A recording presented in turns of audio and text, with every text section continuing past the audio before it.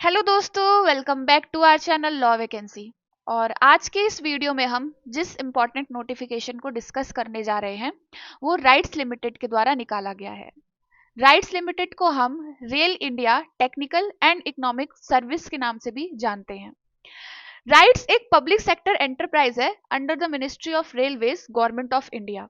सो इन्होंने assistant manager की post पर, यानी कि लीगल फील्ड में असिस्टेंट मैनेजर की पोस्ट पर एक वैकेंसी निकाली है। और आज की वीडियो में हम इसी वैकेंसी के बारे में डिटेल से डिस्कस करेंगे।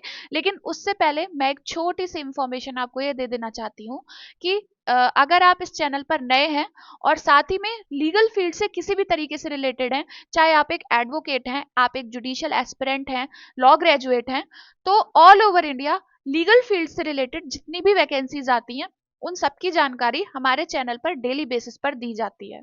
इसीलिए आप हमारे चैनल को सब्सक्राइब कर लें, बेल आइकन को प्रेस कर दें ताकि डेली बेसिस पर आने वाली वीडियोस का नोटिफिकेशन आपसे मिस ना हो। आइए देखते हैं कि इस वैकेंसी में क्या दे रखा है। तो सबसे पहले नंबर ऑफ पोस्ट की बात करूं तो जो नंबर ऑफ पोस्ट इन्होंने निकाली है वो है 1। और जिस पोस्ट पर इन्होंने वैकेंसी निकाली है वो है असिस्टेंट मैनेजर की पोस्ट इन लीगल डिपार्टमेंट। आगे इन्होंने एलिजिबिलिटी क्राइटेरिया एक्सप्लेन किया है। तो एलिजिबिलिटी क्राइटेरिया में जो भी पर्सन एज पर 11 नवंबर 2024 32 ईयर से ज्यादा का है वो कैंडिडेट्स इसमें अप्लाई नहीं कर सकते, यानी कि आपकी एज 32 ईयर्स होनी चाहिए। आगे फिर इसमें इन्होंने क्वालिफिकेशन की बात करी है।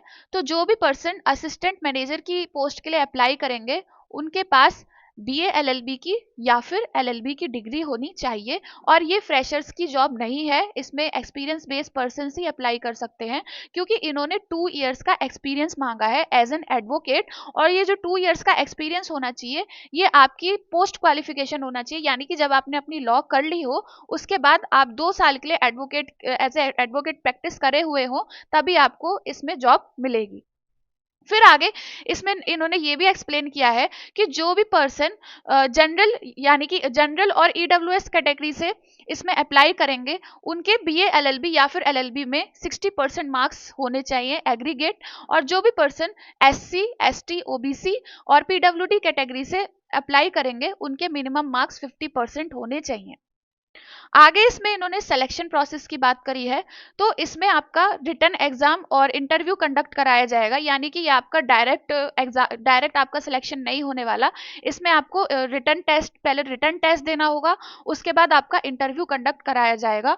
तो जो रिटन टेस्ट की इन्होंने वेटेज रखी है वो 60% रखी है, फिर इन्होंने इंटरव्यू की जो वेटेज रखी है वो 40% रखी है।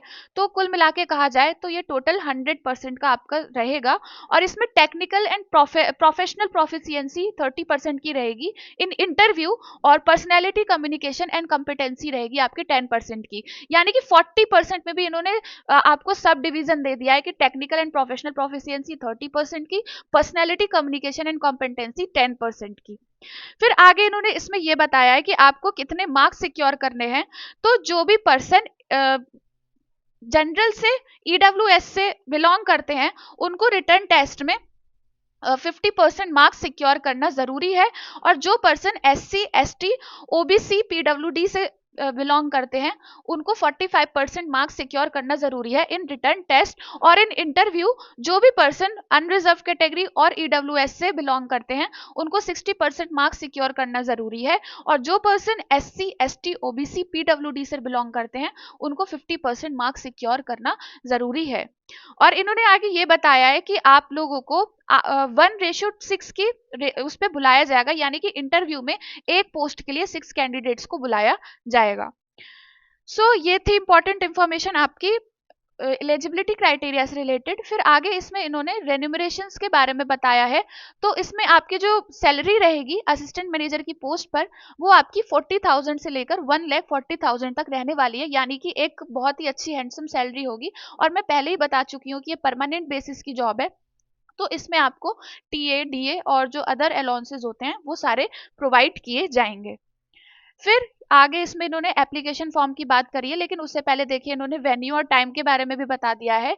जो आपका रिटर्न टेस्ट होगा वो 6 लोकेशन पर कंडक्ट कराया जाएगा, और वो जो 6 लोकेशन होंगी वो लोकेशन आपको पहले अपनी 2 प्रेफरेंस डालनी है, और अगर आप अपनी प्रेफरेंस नहीं डालते तो ये आपको अपने अकॉर्डिंग जो भी सेंटर है आपके रिटर्न एग्जाम का वो दे दिया जाएगा। नेक्स्ट इंफॉर्मेशन जो सबसे इंपॉर्टेंट है वो ये है कि इन्होंने रिटर्न टेस्ट के लोकेशन के बारे में भी बताया है कि जब आप अपने एप्लीकेशन फॉर्म को फिल करेंगे तो आपको कहाँ पे पेपर देना है वो आपको 2 प्रेफरेंस भरनी पड़ेंगी, और अगर आप प्रेफरेंस नहीं भरते हैं तो ये आपको अपने अकॉर्डिंग रिटर्न टेस्ट का सेंटर दे देंगे। इसमें इन्होंने ये भी मेंशन किया है कि जो भी पर्सन दिल्ली और गुड़गांव के लिए अप्लाई करेंगे उनका जो टेस्ट सेंटर है वो चेंज नहीं होगा, लेकिन हाँ अगर आप बाकी और भी सेंटर्स के लिए अप्लाई करते हैं तो वो आपके टेंटेटिव हैं, वो बाद में चेंज किए जा सकते हैं as per number of candidates. और ये जो राइट है इसको चेंज करने का जो राइट है वो राइट्स के जो कंपनी है इसके पास है।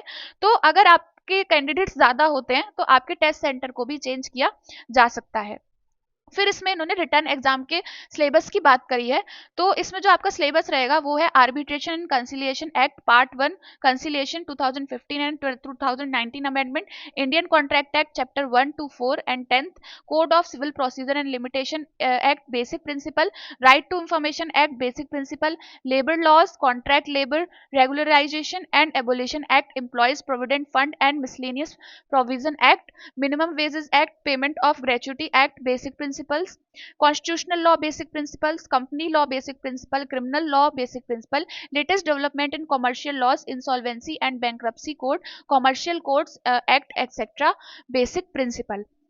सो ये थी इंपॉर्टेंट इंफॉर्मेशन एलिजिबिलिटी क्राइटेरिया और सिलेक्शन प्रोसेस से रिलेटेड। फिर आगे हम इसमें एप्लीकेशन फॉर्म की बात कर लें तो आपको कैसे अप्लाई करना है। आपको इनकी ऑफिशियल वेबसाइट पे जाना है, और उस ऑफिशियल वेबसाइट का लिंक आपको हमारे टेलीग्राम चैनल पर मिल जाएगा। आप वहां पर जाएं और वहां से इसमें जाकर अपना रजिस्ट्रेशन करें और अपना एप्लीकेशन फॉर्म फिल करके उसे अप्लाई कर दें। फिर इन्होंने नीचे एक मोस्ट इंपॉर्टेंट इंफॉर्मेशन ये दे रखी है कि आपको जो भी अपने डॉक्यूमेंट्स अपने एप्लीकेशन फॉर्म के साथ अटैच करने हैं वो 10th हाई स्कूल की मार्कशीट होगी, 12th की मार्कशीट होगी, और ग्रेजुएशन मार्कशीट होगी, ग्रेजुएशन सर्टिफिकेट होगा, पोस्ट ग्रेजुएशन मार्कशीट। यानी कि इन्होंने ये फॉर्मेट दे दिया है कि आपको इन सारे सर्टिफिकेट्स को अटैच करना है और इसी फॉर्मेट में अटैच करना है। ये आपको ऑनलाइन एप्लीकेशन के साथ ही मिल जाएगा। फिर इस वैकेंसी को फिल करने की जो लास्ट डेट रहेगी वो 11 नवंबर 2024 रहने वाली है, और इसका जो रिटर्न टेस्ट होगा वो मिड दिसंबर में कंडक्ट कराया जाएगा।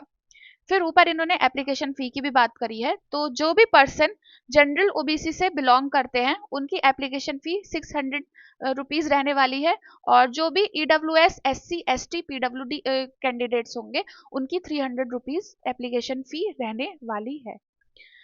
सो ये थी कुछ इंपॉर्टेंट इन्फॉर्मेशन इस वैकेंसी से रिलेटेड। और अगर आप इस वैकेंसी के PDF को डिटेल में देखना चाहते हैं या फिर इस वैकेंसी से रिलेटेड आपकी कोई भी क्वेरी है, और साथ ही में इस वैकेंसी का एप्लीकेशन लिंक आपको हमारे टेलीग्राम चैनल पर मिल जाएगा। आप वहां जाकर अपनी क्वेरी भी पूछ सकते हैं और इस PDF को डिटेल में देख भी सकते हैं। हमारे टेलीग्राम चैनल का लिंक आपको वीडियो के डिस्क्रिप्शन बॉक्स में दे दिया जाएगा।